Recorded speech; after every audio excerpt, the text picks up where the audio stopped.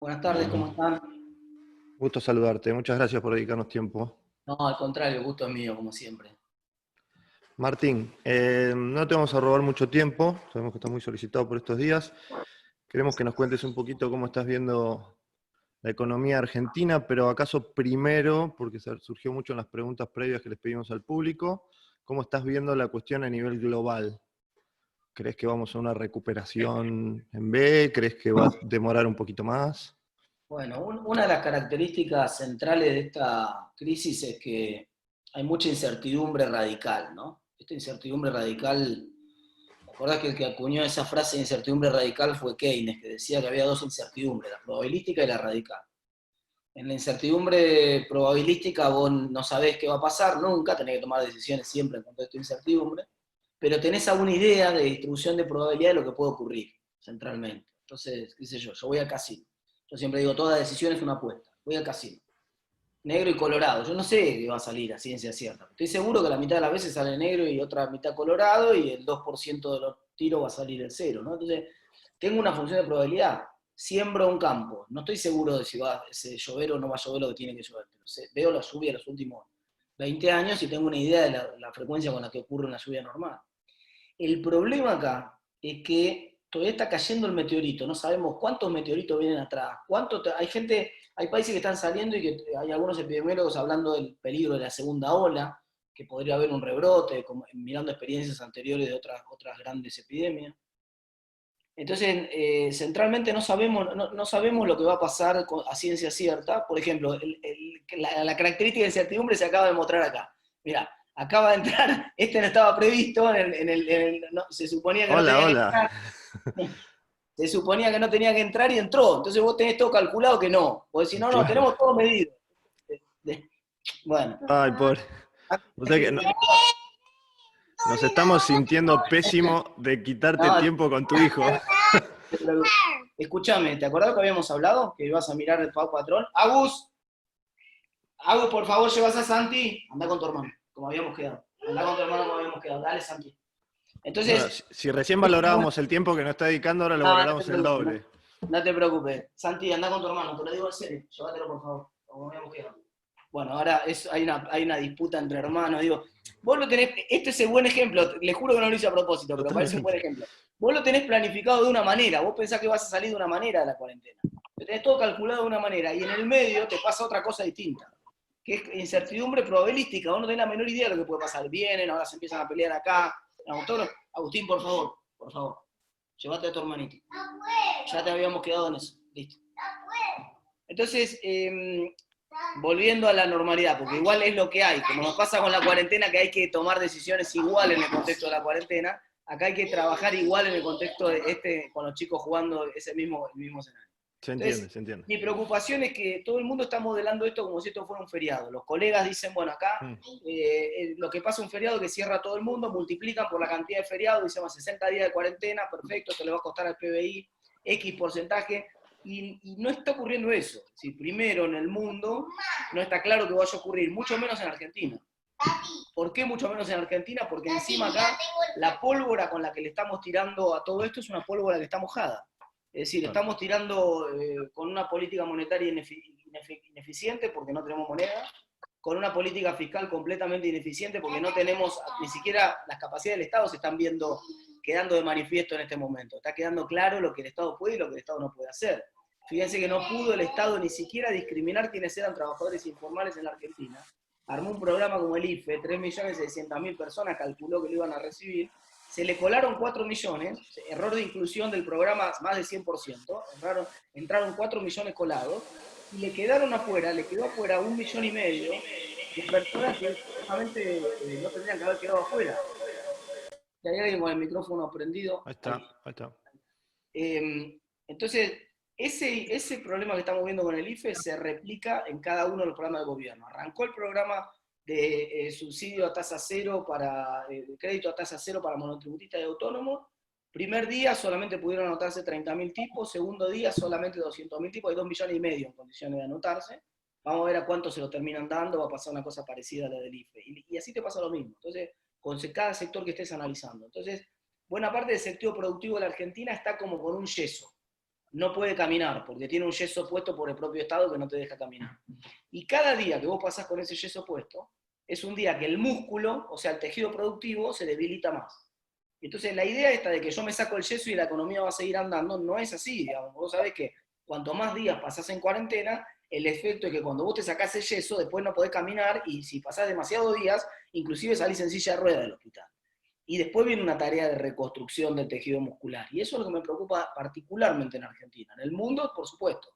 ¿Por qué en el mundo? Porque a la recuperación en B que todo el mundo está viendo le falta una pata en el mundo en general. Primero la del sector petrolero. No está claro cómo van a quedar los países que son exportadores de petróleo, muchos de los cuales son de la región y socios nuestros. Por ejemplo, Brasil. Pero segundo, porque normalmente va a haber un derrumbe de la demanda de bienes durables hacia la segunda mitad del año. O sea, lo que pasó en esta cuarentena es que toda la plata que yo tenía guardada para cambiar el auto, para hacer un arreglo en la casa, esa plata me la gasté, consumí mis ahorros. Entonces, como desahorré y consumí mis ahorros, y encima hay mucha incertidumbre hacia adelante sobre si puede venir o no una segunda ola, etc.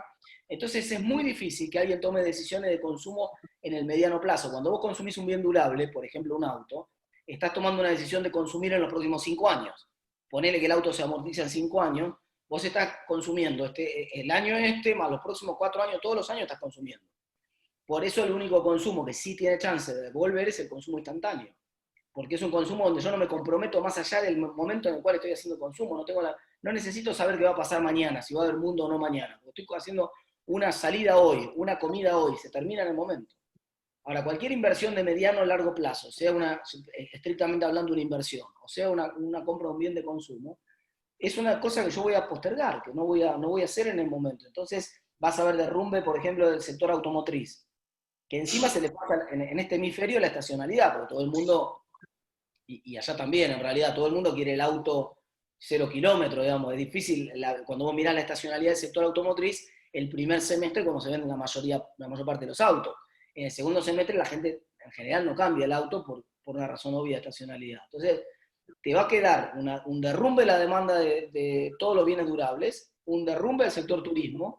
Claro, ahí cada sector tendrá su flexibilidad de precios y vamos a ver cómo encuentran el equilibrio, ¿no? Está este famoso dicho que decía Broderson en un momento de la década del 80, que le discutían si podía parar. No, perdón, no era Broderson, lo repitió después Blecher en el año 2002, cuando puso la tasa 120 para parar la corrida, aquel dólar que se había ido de 1 a 1 de la convertibilidad a 4 a 1, ¿se acuerdan? Y parecía que se iba a 10, algunos decían que se iba a ir a 10, y Blecher puso la tasa 120.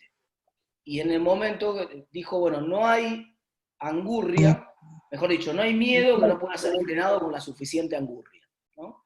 Y entonces, ¿esto qué quiere decir? Que había una tasa que paraba la corrida, porque la gente iba a querer ganar esa tasa y ya la angurria iba a ser un poco más valiosa como motor canalizador de comportamiento. Y acá pasa lo mismo. No hay precio que no compense el miedo. Sí, mucha gente decía, ¿se va a subir alguien en un avión para volar y el sector turismo va a poder repuntar incluso cuando se levanten las cuarentenas y todo lo demás? La gente tiende a decir no, la primera respuesta, pero ofreceme una semana en Aruba para toda mi familia a $800, y no sé si no me subo al avión, ¿me entendés? Voy adentro me pongo una bolsa de residuos adentro, voy bien así, pero me voy a subir igual, porque el precio va a ser lo suficientemente atractivo, y realmente, en el caso puntual del turismo que estamos mencionando, tienen un costo fijo fenomenal y un costo variable relativamente bajo. Entonces vos tenés todos los hoteles ahí, están vacíos, digamos, no te cuesta nada ofrecérmelo a $10 inclusive. Y entonces quiero decir, va a haber un precio probablemente que equilibre eso, pero realmente creo que están sobreestimando la B corta, creo que la B corta la están pensando así, en el mejor de los casos va a ser así. Y en segundo lugar, en el caso particular de la Argentina, cuando todo esto pase, recién empiezan los problemas. Porque ahí vamos a ver las consecuencias en materia de emisión monetaria. Quiero decir, hay 120.000 millones de pesos más en la economía de los que había en circulación, de los que había hace un mes atrás. Y encima se cae la demanda de dinero, o sea, a algún lugar van a tener que ir todos esos pesos. Entonces uno dice, bueno, ¿qué está pasando? Algunos dicen, se frenó mucho la velocidad de circulación ahora, la gente por las dudas quiere tener dinero, demanda precaución, por las dudas, bueno, ponele, te lo tomo al punto ese, Pero esto va a pasar la pandemia y nos vamos a encontrar con un Estado. Termino con un número y ahí abrimos las preguntas. Piensen que en el último mes, acabamos de conocer ayer el dato de recaudación, por todos los impuestos, saquemos seguridad social, por todos los impuestos, IVA, ganancia, derecho de cheque interno, todos los impuestos juntos, el Estado Nacional recaudó 200.000 millones de pesos el mes pasado, el mes de abril. Y el Banco Central le transfirió al Tesoro 215.000 millones de pesos. O sea que tenemos un Estado que esencialmente en los últimos 2 meses está financiando más con emisión monetaria que con impuestos. Ya no es si hay un ayudín de la emisión monetaria, ahora es la emisión monetaria el recurso dominante de la financiación del Estado. ¿Cuánto puede seguir esa película? Bien. Digamos, evidentemente, infinito no. Déjame subirme a esto que comentás. Me quedó una pregunta antes. Con las porcioncitas de realidad que tenemos hasta ahora, que es lo que podemos saber, ¿cuánto imaginás que cuando se saquen el yeso ya no van a solo tener dificultad de caminar, sino que adentro, digamos, no va a haber nada, ya no va a haber hueso, ya no va a haber músculo? Me refiero a empresas, por supuesto. Y después en esto está la pregunta, ¿no? ¿Vamos camino a una hiper? No, todavía falta, ¿se puede esterilizar todo esto? Bueno, primero basta ver los datos de actividad, de cuánto está cayendo concretamente la actividad, no solo en los sectores que cae por decreto, que es obvio porque están cerrados por decreto, sino en los sectores esenciales. Es decir, la demanda está cayendo en sectores esenciales, por ejemplo, las ventas minoristas que releva CAME, en esenciales 31% abajo. La demanda de energía eléctrica que podemos seguir mirando CAMESA está en el sector, inclusive en el sector de alimentos, 20% abajo, 18 creo que dio el mes pasado, abajo de lo que era antes de la cuarentena. Entonces, incluso en esenciales está cayendo. Porque, por ejemplo, productores de insumos hospitalarios, por poner un caso puntual del sector productivo, vos decís, no, es esencial, el hospital está abriendo y a este lo dejan laburar porque es productor de insumos hospitalarios, salta la cuarentena. Sí, pero en los hospitales, para poder liberar camas para la eventual ola de COVID que nunca llegó, suspendieron todo. Entonces tenés que atenderte con turnos al 3 de otoño, las cirugías todas suspendidas. Entonces, lo que pasó es que la demanda de insumos hospitalarios se derrumbó.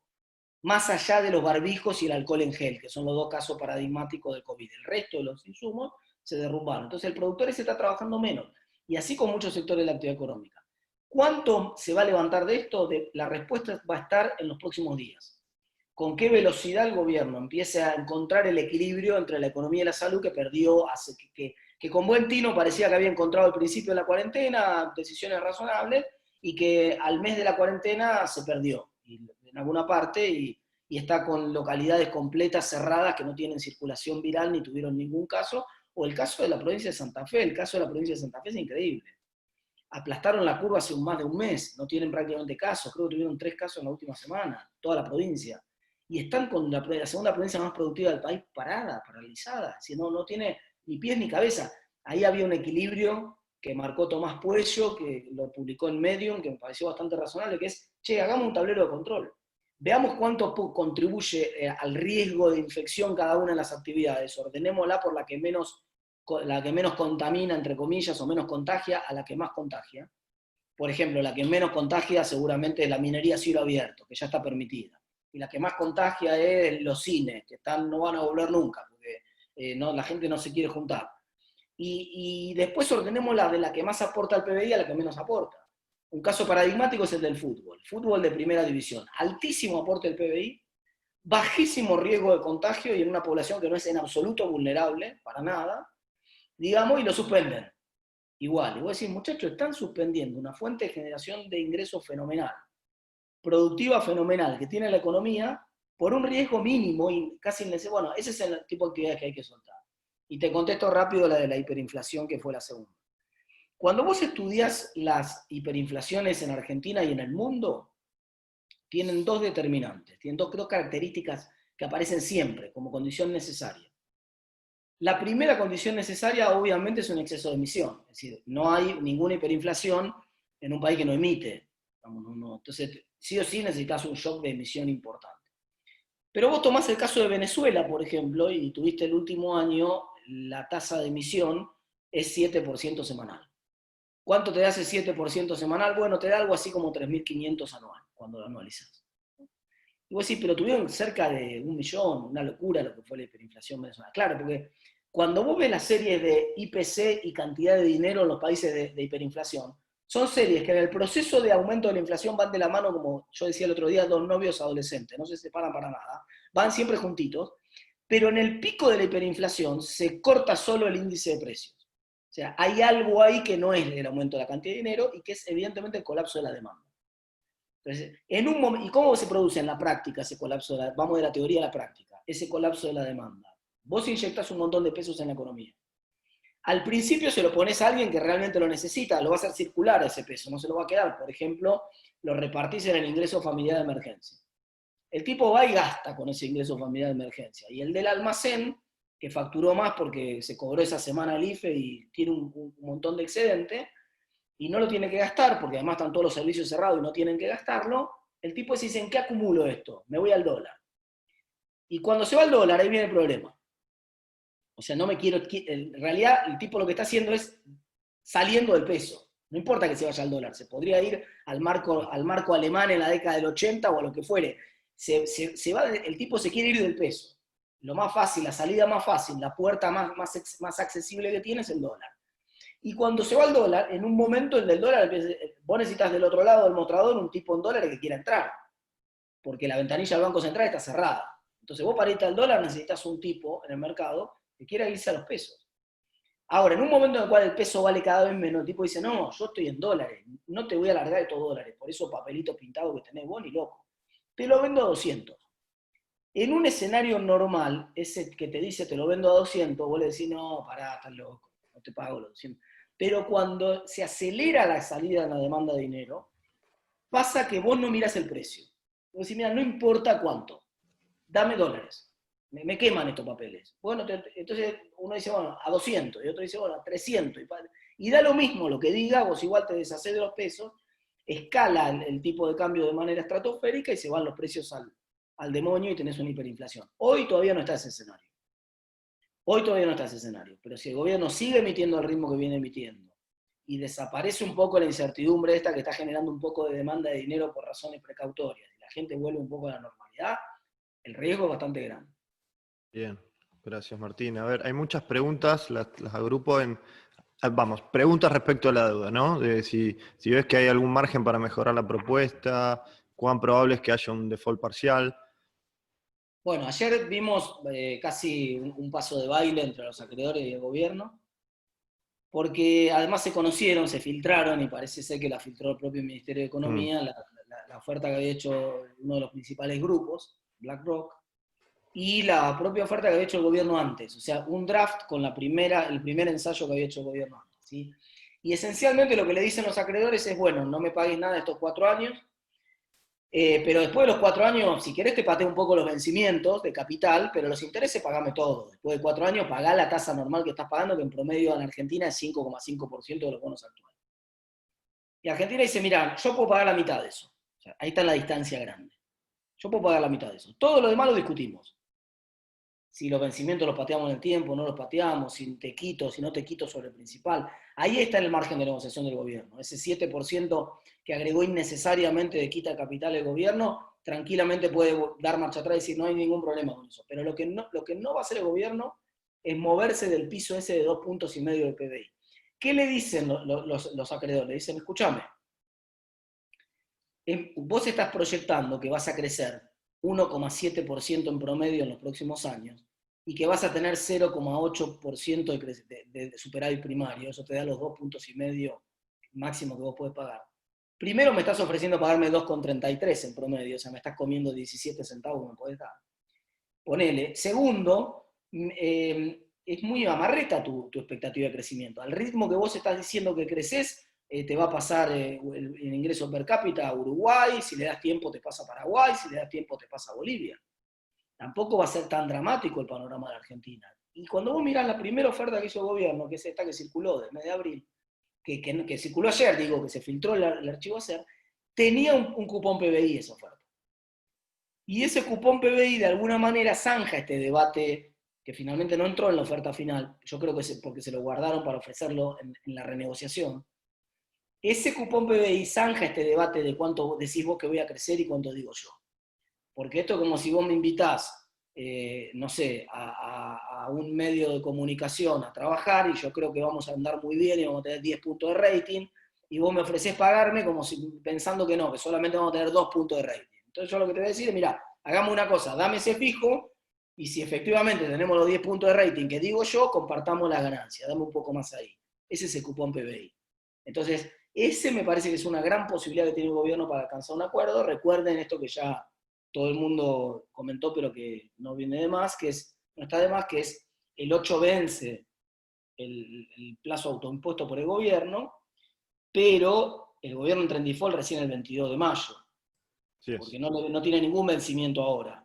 El vencimiento que le ocurre es el de aquellos bonos que pagaban intereses el 22 de abril, los famosos 503 millones que el gobierno pateó, no pagó. Esos 503 millones entra en default a Argentina técnicamente el 22 de mayo si no cumple. Entonces, le quedan ahí como 2 semanas a Argentina para tratar de encontrar un acuerdo más civilizado y poder volver a la normalidad. Déjame agregarte una curiosidad, voy a apelar a que vos también sos un académico, pero toda esta movida de apoyo de los académicos, ¿no? De Stiglitz, Reinhardt, Mazzucato, Piketty, ¿sirve para algo o es solamente para que nos entretengamos un rato? Hay un viejo dicho que dicen en Estados Unidos, que es uno de mis favoritos y que de muchos economistas, ¿no? Que es, put your money where your mouth is. Claro, claro. O sea, yo le creo al tipo que opina con el billete, no al que opina. Yo también te digo lo que tenés que hacer con tu guita, pero después tú es la tuya. ¿No? O sea, hay que ver lo que hago yo con la mía. ¿Viste? Vos decís, no, hay que... y esto es una cosa interesante. Una de las cosas que comenta Schiller, el premio Nobel de Economía, de comportamiento, que se lo dieron justamente por hacer economía financiera, comportamental, él dice siempre que una de las todos los tipos, inclusive Markowitz, que ganó el premio Nobel por mostrar cómo había que balancear la cartera entre riesgos, qué sé yo, finalmente el tipo, cuando le preguntaron, le dijeron, ¿y usted cómo tiene sus inversiones? El tipo dijo, no, yo tengo un tercio acá en acciones, un tercio en bonos del Tesoro norteamericano, y un tercio... O sea, tampoco el tipo la tenía óptimamente armada, el tipo tenía una regla medio básica, como la que podemos tener cualquiera de nosotros, y tenía un poco de diversificación de riesgo, obviamente, pero no era una diversificación óptima, ni usaba su modelo matemático para armar su propia cartera. Entonces, a veces yo puedo teóricamente decir cualquier cosa, pero en el fondo no me la creo tanto. Hay que ver si ponen la plata donde ponen la boca. Si los tipos dicen, me parece hermosa la propuesta, es más, están los bonos argentinos baratísimos, vamos masivamente. Si Stiglitz mañana anuncia, puse mi fondo de pensión, claro, toda la plata que tenía para la jubilación, en los bonos argentinos que están ahora al borde del default, yo la verdad digo, lo tomo un poco más en serio. Claro. Me están preguntando mucho por el tema cuasimonedas. ¿Cuasimonedas son inevitables? ¿No lo son? ¿Son una buena idea? ¿Son una mala idea? A ver, empecemos por las provinciales, porque después está esta idea de Melconian de la corona moneda. Esa es una pregunta también. Sí. Empezamos por las provinciales. Supuestamente están prohibidas por ley. Vamos, vos no podés, después de lo que pasó en el 2001, etc., hay una ley que dice que las provincias no pueden emitir cuasimonedas. Pero en realidad ya estaban prohibidas por la Constitución, si me apuras un poco. Digamos, la potestad de emitir monedas es una de las potestades delegadas por las provincias, así que no pueden emitir moneda las provincias. Y el problema de las cuasimonedas es la línea que separa una cosa de la otra. Digamos, ¿qué va a pasar? Ya está pasando. Muchas provincias están pagándole a los proveedores con bonos. Eso es inevitable. Ya pasó, ya está pasando y se va a profundizar. Si sos proveedor de cualquier provincia, olvídate de ver un peso, porque lo que vas a ver son bonos, centralmente. Ahora, el tipo ese que es proveedor también tendrá alguna espalda para pagar algo de salario, pero finalmente tiene que darse vuelta y pagarle un montón de gente. Entonces, en algún momento ese tipo se va a dar vuelta, que le pagan con esos bonos, va a ir a un corralón o a algún otro lugar y va a decir, che, me bajás mercadería, ¿cuánto me tomás? ¿Cuánto sale, no sé, los ladrillos eso? Y sale 200 pesos la caja. Bueno, ¿qué aceptás? No, pesos nada más. Mira, tengo los bonos estos. Me va a pagar el gobierno el año que viene. Mirá, te las tomo a 150. Vamos, es muy difícil que eso no empiece a circular. Entonces, y de ahí a que yo diga, por ejemplo, bueno, salarios arriba de 100.000 pesos no puedo pagar. Entonces voy a pagar 100.000 en efectivo y el resto con un bono, y cuando pueda pagar se los voy a devolver, por ejemplo. Pero no va a ser una moneda, ¿eh? Digo yo, porque no quiero ir preso. Entonces yo voy a decir, no, no va a ser una moneda. Pero ¿cómo hago para parar que el tipo ese que cobra con esos bonos y necesita irse de vacaciones, necesita cambiar el auto o algo, vaya a la concesionaria, que encima nos venden un auto partido por la mitad, y le diga al tipo de la concesionaria del auto, che, mirá, vos querés vender, ¿no? Sí, yo quiero sacarme encima los bonos. ¿Me los tomás? Bueno, dale. Y ahí empieza a circular. Y una vez que empieza a circular, es una cuasimoneda. Es muy difícil de evitar. En las provincias, sobre todo como está cayendo la recaudación, incluso aunque levantaran mañana la cuarentena, creo que ya es difícil de parar esto. Y lo que estamos discutiendo es el límite entre Claro. cuán más cerca del bono está y cuán más cerca del dinero está. Finalmente, porque inclusive los patacones, si ustedes se acuerdan, eran un bono, pagaba 6% de interés al año, era un bono, pero terminó siendo una moneda. Y finalmente la versión de Melco, la versión de Melco es una versión de economía cubana, si ustedes se ponen a pensar. Cuba tiene un mecanismo parecido, tiene el sistema bimonetario. El CUC. El CUC es esa moneda que es equivalente a la divisa, sería el peso nuestro ahora, el CUC. Digamos. Ese CUC es una moneda, se llama convertible, pero supuestamente te cobran un impuesto, no es tan convertible, pero esa es la moneda divisa, digamos. La moneda, pero además tienen la moneda nacional. Y la moneda nacional, que es la que usan ellos para la mayor parte de las operaciones diarias, no puede ir contra el dólar, no puedes ir a comprar con moneda nacional. Claro, el peso cubano.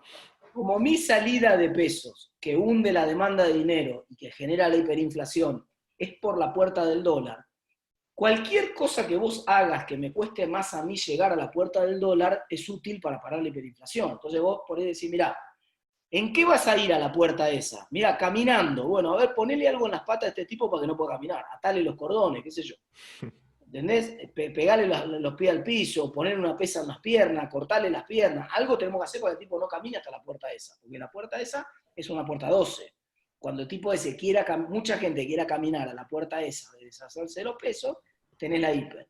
Entonces, ¿cómo hago para que no pueda caminar? Y que el tipo crea que lo que tiene no se puede cambiar. Todos sabemos que sí, finalmente se puede cambiar. En Cuba yo también, digamos, cualquier turista sabe que ha visitado Cuba más de 3 días y ha recorrido un poco el interior de Cuba, fuera de los tours que te arman ellos, te agarrás y te pones a dar vuelta a vos, sabes que vos podés conseguir la moneda nacional perfectamente a cambio de dólares, no hay ningún problema.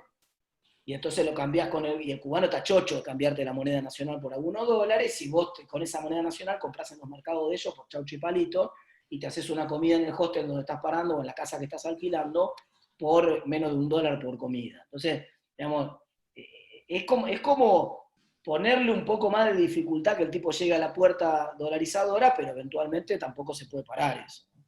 Bien. Apelando sos uno de los pioneros locales de economía de comportamiento, ¿cómo ves los incentivos de los políticos para desandar la cuarentena? Todo mal, una trampa tremenda. La cuarentena terminó siendo una trampa tremenda. Digamos, nosotros, de hecho, mirá, a mí me costó al principio debates profundos con mucha gente que decían, acá no pasa nada. Yo decía, guarda que el fenómeno es, digamos, una de las cosas que aprendimos y que logramos transmitir los economistas, que para nosotros es cosa de todos los días, pero para el resto de la gente no, es el fenómeno de la exponencialidad, ¿no? Hay fenómenos exponenciales. Y alguien puso en Twitter una frase que me pareció formidable, que no me acuerdo ahora quién fue para felicitarlo, pero dijo algo así como, el momento de actuar cuando te enfrentás con un fenómeno exponencial es cuando parece demasiado temprano. Exacto, porque crece tan rápido el fenómeno exponencial que para cuando vos te das cuenta de que estás dentro de un problema ya es tarde para actuar. Entonces, con muy buen tino se metió en la cuarentena rápido el gobierno, bien, tomó la medida, funcionó bien, cortó la curva, funcionó todo bárbaro ahí, los primeros 30 días. Pero después empezó a tener muchos problemas para salir. Incluso los propios gobernadores que iban y le pedían al presidente salga de la cuarentena. Entonces, ¿qué hizo Alberto Fernández? Que no es ningún boludo, obviamente, porque si no, no sería presidente. Dijo así, quieren que yo pague el costo político de salir, yo lo libero, salgan ustedes. ¿No? Y entonces se dieron cuenta que estaban todos en una trampa. Porque ahora no se animan a salir de la cuarentena, claro. ¿Y cómo está el incentivo? Y mientras vos me sigas repartiendo plata a mí, yo no salgo. Ahora, yo soy un intendente, y voy y le golpeo a Kicillof y le digo, dame pesos para pagar los salarios. Mientras me lo dé a los pesos, yo tampoco quiero salir. Claro. Y vos me preguntás a mí si yo quiero salir y todos los meses por abajo de la puerta me tirás 50.000 pesos para que yo coma, por ahí me quedo adentro un mes más. Cuando me deje de tirar los 50.000 pesos por abajo de la puerta, yo voy a tener un problema. Me voy a dar vuelta y tengo que pagar los salarios. ¿Cómo me lo voy a pagar? Ponele que sos el gobernador y que te emitiste una cuasimoneda, y el intendente, ¿cómo hace? Entonces, ahí empieza a haber un problema cuando se corte esa asistencia, que todavía no se cortó. Pero realmente el incentivo, alguien decía, creo que fue Nassim Taleb que dijo esta frase, dijo, miren, el incentivo correcto para alinear esto sería, por ejemplo, que la clase política no cobre mientras dura la cuarentena. O si queremos ser menos extremos, que cobren la mitad, digamos. Entonces, no hay ningún problema. Usted quiere que la cuarentena dure un mes más, muy bien, usted cobra la mitad durante el mes que dure la cuarentena. Usted y toda la clase política que está abajo, ¿no? Entonces, claro, internalizan algún costo, claro. Claro, internalizarlo al costo, así que el tipo se haga cargo y sienta que cada día de la cuarentena le cuesta un poco más a él. Me da la sensación, sobre todo, que la clase política en general está muy divorciada de lo que es la actividad productiva, que la clase política a veces pierde de vista esto, lo que pasa en la realidad, lo que está pasando en la realidad del tejido productivo y de las empresas que están desesperadas, ¿no? Ahora, más allá de la clase política, me parece que la describís fantásticamente. Acá se pudrió todo con los Se pibes. pudrió todo. Por favor, déjalo, soltá. Ya está, tema terminado. No peleemos. Bueno. Estás en medio, mediando entre un conflicto ahí encima. No, te preguntaba, la gente, ¿no? ¿Hasta qué punto realmente importa o nos importa achatar la curva? O en realidad lo que queremos es, y está bien, es natural, somos seres humanos, queremos que no haya muertos, ¿no? Porque son dos cosas distintas. Bueno, a ver, si vos tomás cómo se entró en la cuarentena, y esa es la lógica a la cual yo quiero volver en la discusión. Veamos en esto. Agustín, por favor. Tranquilo. No se más. Basta, dejalo que se sirva, se terminó. Si vos volvemos al inicio de cómo entramos en la cuarentena, a nosotros nos convencieron los epidemiólogos, y lo entendimos, lo tuvimos que aprender porque nosotros no sabíamos nada de esto, que si nosotros no hacíamos nada, la curva de casos con necesidad de atención crítica iba a superar rápidamente la capacidad del sistema de salud. Sí. Ahora, yo hago la pregunta al revés. ¿Hubiera entrado en cuarentena el mundo entero, la mayoría de la clase política, si hubiera tenido la certeza de que no se desbordaba el sistema de salud? Claro, esa es la pregunta. Probablemente la respuesta hubiera sido que no. Agustín, es la última vez que te lo digo. Voy a contar hasta 3. A la 1, a las 2, retírate. A las 3, retírate. Es la última que te lo cuento. Chau. Bien. Perdonanos por ingresar a tu vida doméstica. Al contrario. Lo que pasa es que esta es parte de lo que yo les decía, parte de la realidad. Uno planifica de una manera porque la realidad... ¿Esos son los mellizos? No, el más bravo de los mellizos no está, eso es lo más grave. Está en este momento con la madrina, o sea que si llegara a venir el más bravo, ya hubiera volado todo por arriba. Claro, hubiera sido así, pero claro, ese es el problema central. El problema central es que el argumento fue, tenemos que entrar para aplanar la curva, y entonces uno dice, bueno, ya está, ya se aplanó la curva, ¿no te parece que ya es el momento de... Y ojo, que yo no estoy diciendo que haya que volver a la normalidad mañana. Digo, volver al esquema que hubo las últimas semanas antes de la cuarentena, distanciamiento social extremo, suspensión de actividades de aglomeración, bueno, hay una serie de cosas, de controles en los cuales hay que seguir. ¿Y cuán importante es el testeo en esto y cómo evaluás vos, que sos un hombre de números, cómo venimos en el testeo? Bueno, dependiendo... Mirá la cadena de Matías. Sí, muy bien, Santi. Dependiendo lo que vos quieras medir. Yo siempre digo algo que nos enseñó Walter Sosa Escudero en La Plata, ¿no? Que todo... el número en realidad no dice nada ni bueno ni malo, depende de lo que vos le preguntes a lo que vos quieras saber con los números. El tipo de testeo que hace Argentina es un tipo de testeo sobre casos sospechosos que ingresan al sistema de salud. Ese tipo de testeo es muy útil para ver cómo lo tratás a la persona, pero no es útil para tomar decisiones de si continúo o no continúo la cuarentena. Para ese tipo de decisiones es más útil el otro tipo de testeo masivo, como el que se hizo en las estaciones de trenes hace una semana, en el cual vos querés saber cuánto está circulando el virus. Entonces vos haces un testeo masivo, tomás una muestra amplia de la población y decís, voy a correr en, no sé, localidades que quiero levantar las suspensiones, corro 10.000 test, para ver si hay prevalencia o no hay prevalencia del virus en la ciudad, cuánto está circulando, etc., como una garantía, como un backup. Claro. Y lo tenés que estar haciendo permanentemente. Y después actividad por actividad en las cuales vos querés volver. Por ejemplo, yo proponía volver en el fútbol el otro día. Entonces vos, ahí es medio obvio el trabajador, son pocos casos, es barato de testear, entonces vos cuando el tipo llega a la concentración, primero lo testeás y te asegurás y cuando sale de la concentración también. Claro, claro, claro, Entonces, claro, claro. el test es muy útil, es muy difícil realmente salir de la cuarentena sin un testeo masivo que permita saber dónde estamos parados desde el punto de vista del que el virus esté circulando o no. Te voy a joder con la última antes que te ahorquen. Hola Santi. ¿Santi se llama este? ¿Sí? Hola Santi. ¿Vos qué opinás, Santi, de la economía? A mí me gusta mucho la Hulk le gusta a él. Ah, Hulk, ok. Che, Aprecia igual de fuerte que la crisis, sí. te jodo con la última, así te dejo ser padre tranquilo. Igual te digo, te están felicitando por tu parenting, ¿eh? Te están felicitando en el chat por tu parenting. ¿Cómo ves la cuestión política? Hay algunos que están, a ver, dicen, más allá, por supuesto todos queremos que le vaya bien a Alberto Fernández porque estamos todos adentro, ¿no? Pero algunos dicen, acá el peligro es que adentro del oficialismo hay palomas y halcones, y los halcones están esperando con cuchillo y tenedor que les vaya mal a los que son más republicanos o más moderados. ¿Cómo Sí, vos lees lo y mismo? eso, no, y eso tal cual, sí, sí. Yo acá soy un comentarista más, sin ninguna expertise. No soy Marcos Novaro ni Sergio Berescoy, pero realmente esa es la sensación que da, ¿no? Es decir, el costo político, todo el costo político, también es una apuesta, ¿no? Porque si a Alberto esto le sale bien, en una de esas logra independizarse de buena parte del kirchnerismo.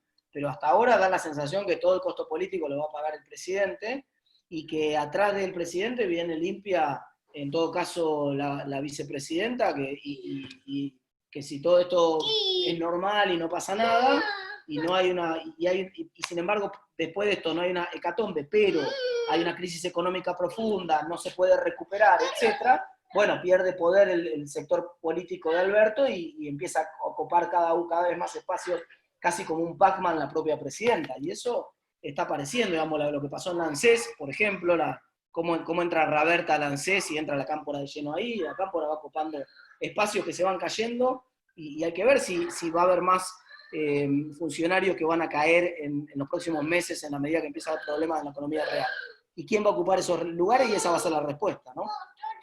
Martín, ya fueron 35 minutos, pero lo llenaste de contenido, te agradecemos muchísimo, no te queremos molestar más, sabemos que ahí estás. No, al contrario, gracias. Sabés lo que te admiramos de siempre y el agradecimiento que te tenemos, así que nada, muchas gracias por este rato. Gracias, Alejandro, y disculpas por las interrupciones familiares, pero bueno, estamos todos en un baile parecido. Nada que disculparte. Muchas gracias, Martín.